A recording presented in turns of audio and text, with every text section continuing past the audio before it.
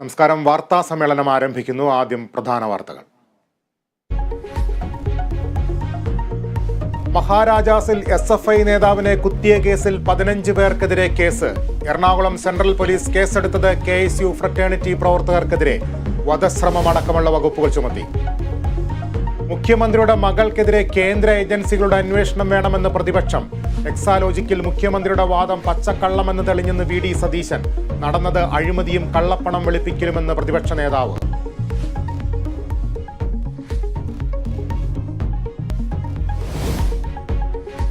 തെരഞ്ഞെടുപ്പ് ഒരുക്കങ്ങളിലേക്ക് LDFും. തിരുവല്ലയിൽ പ്രവാസി മലയാളി കോൺക്ലേവിന് ഇന്ന് തുടക്കം. വൈകിട്ട് മുഖ്യമന്ത്രി ഉദ്ഘാടനം ചെയ്യും. തൃശൂരിൽ വിലക്ക് ലംഘിച്ച് TN പ്രതാപനായി വീണ്ടും ചുവരെഴുത്ത്. മായ്ക്കാൻ നിർദ്ദേശം നൽകിയെന്ന് പ്രതാപൻ.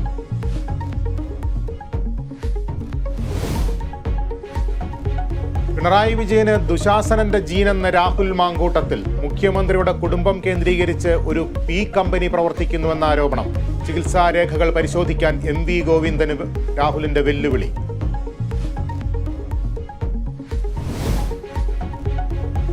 മദ്യനയ അഴിമതി കേസിൽ ഡൽഹി മുഖ്യമന്ത്രി അരവിന്ദ് കെജ്രിവാൾ ഇന്നും EDക്ക് മുന്നിൽ ഹാജരായില്ല.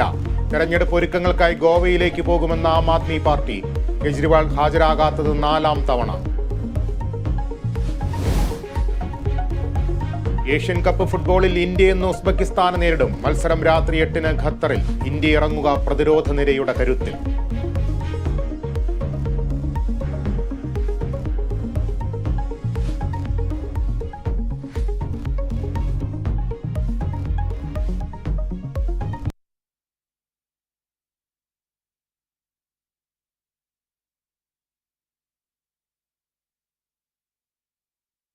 ഒരു ഇടവേളയ്ക്ക് ശേഷം വിശദമായ വാർത്തകളിലേക്ക് തിരിച്ചെത്താം.